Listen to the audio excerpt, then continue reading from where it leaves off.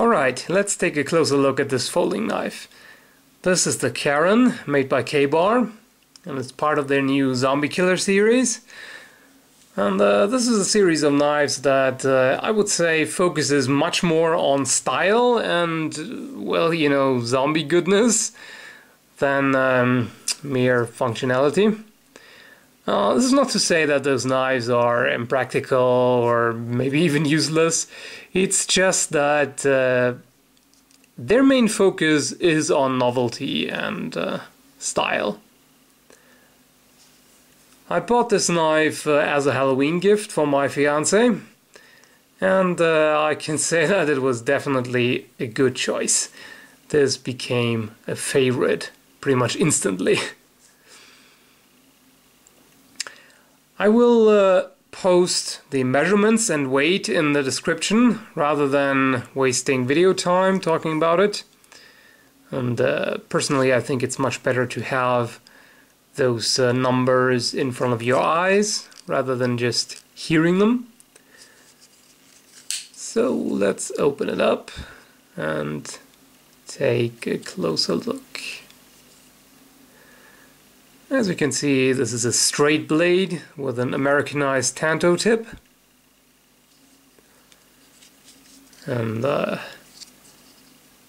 most striking feature as far as visuals go is obviously the handle with its neon green color, toxic green or radioactive green, whatever you want to call it. Cliche radioactive green, obviously. And yes, let's look at the blade itself. Right here you can see it says K-Bar, and on the other side it tells you that it was made in Taiwan. And then you've got this very cool biohazard sign with ZK for Zombie Killer. The blade is made of AUS 8A steel. And from my limited understanding, this is a pretty good steel. It's not extraordinary, but its edge retention is fair. While you cannot expect its sharpness to last really extremely long, it has the advantage that it's relatively easy to sharpen. Don't have to spend a lot of time and effort trying to resharpen it, and it's less prone to edge damage than harder steels. Overall, as far as I understand it, it's a decent mid-range steel, and its hardness on the Rockwell scale, by the way, is 57 to 58. The handle material, well, actually I've never heard of this before. On the website, K-Bar says that it's JFN/PA66. And I had to do some research on that, and apparently it stands for glass-filled nylon polyamide. And it's also known as grippy, in case that is a more familiar term to you. On a close-up you can see that the surface, it looks a lot like ray skin. It's probably meant to look like, you know, toxic, bubbly, melted zombie skin or something like that. And the surface texture is nice and grippy, as you can imagine. So it gives a pretty good grip. As far as the feel is concerned, I'm not a huge fan of that handle material. I don't know, it's it might be just me, but to me it feels just slightly cheap. I don't know. Of course, I'm comparing it to G10, which you can't really compare it to, I guess. So like the G10 on the Tenacious, it feels, I don't know, I can't really describe it, but this feels a little more like toy plastic, I guess. It's really not flimsy or anything by any means. And when I press down on this, it doesn't have any give. It's really seems robust and everything. So that's not a real issue. As I said, this might just be me. And the lock, as you can see, this is a lockback. And yeah, you can't really go wrong with the lockback. This is always a great choice. This is among the most rigid and robust locks that you can get. There is pretty much no chance that this will fail on you, unless the knife was, came flawed from the factory in the first place. The only disadvantage is that it's a little hard to close one-handed. I mean, usually I would just, push the blade against an object or against my leg or something to close it.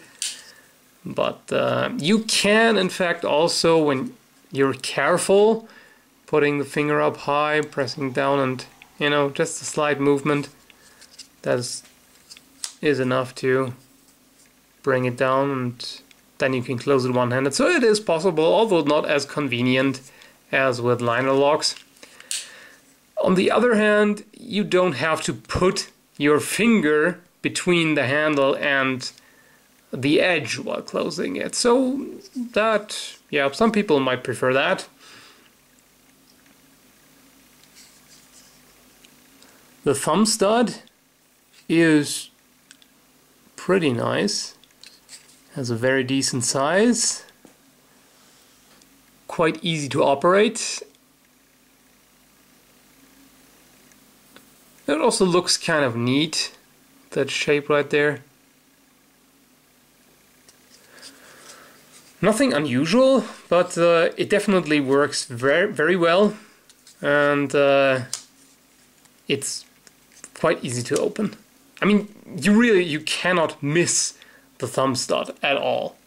It protrudes far enough. When you slide the thumb up, you automatically hit that thumb stud. So, although the blade is fairly stiff at its pivot point, so there's pretty much no chance to flick it open. See, from that position you can't flick it open, but it's pretty stiff overall. It might loosen up over time, I don't know about that, but yeah, that's the way it is right now. As far as the sharpness is concerned, I've already tested it on a cardboard box, and this also had duct tape on it, so this is really bitchy for an edge, and it did lose some of its original sharpness, and I retouched the blade a little bit. So let's see how it is.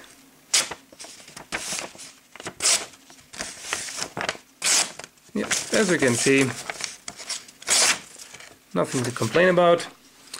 And actually, right out of the box, it was sharper than that. It was actually literally razor sharp. Right out of the box, I could shave hair. So it comes really super sharp.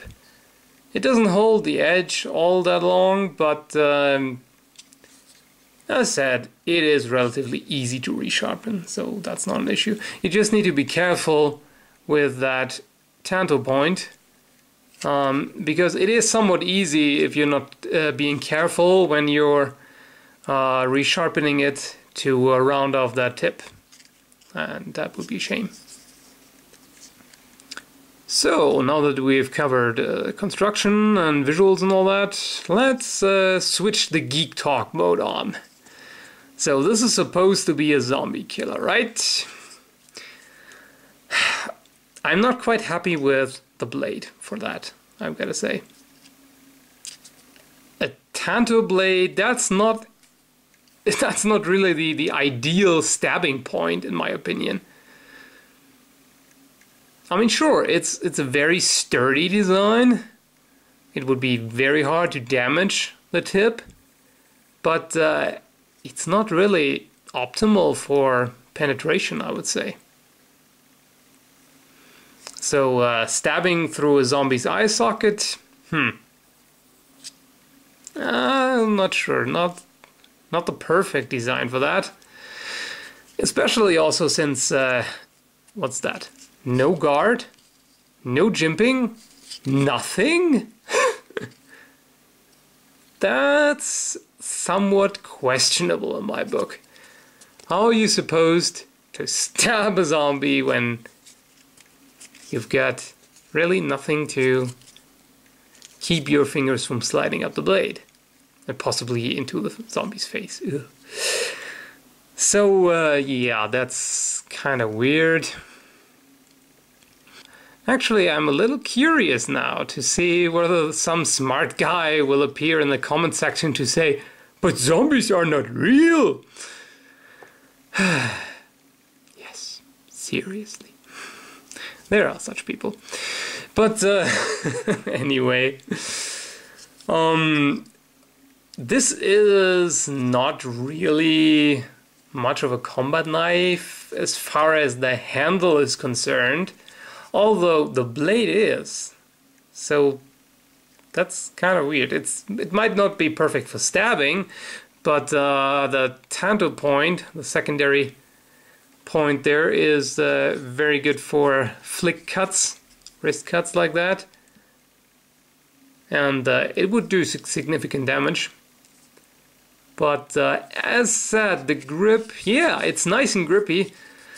You would probably have quite a positive grip even with, you know, blood on it. But it's not really the ideal shape for stabbing, you know.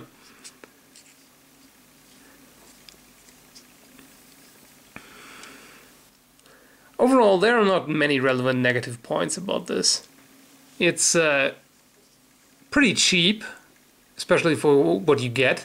I mean, the quality, it's you can't really complain about this. Sure, it's not a super high-end knife or anything, but you know, for that amount of money, you couldn't really expect that anyway.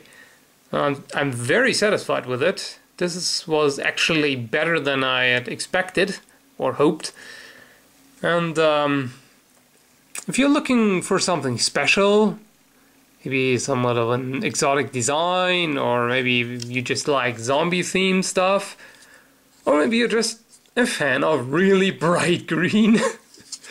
Either way, I'm pretty sure that you would like this knife a lot. You could use it for EDC if you're so inclined. There would probably be better alternatives, but this would not be a bad option either way.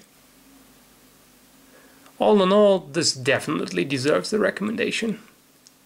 If you like the looks of it, go for it, I'd say. So hopefully this review was interesting and helpful. If not, tell me why, so that I may improve future reviews. And yeah, all that's left to say is thanks for watching, and watch out for zombies!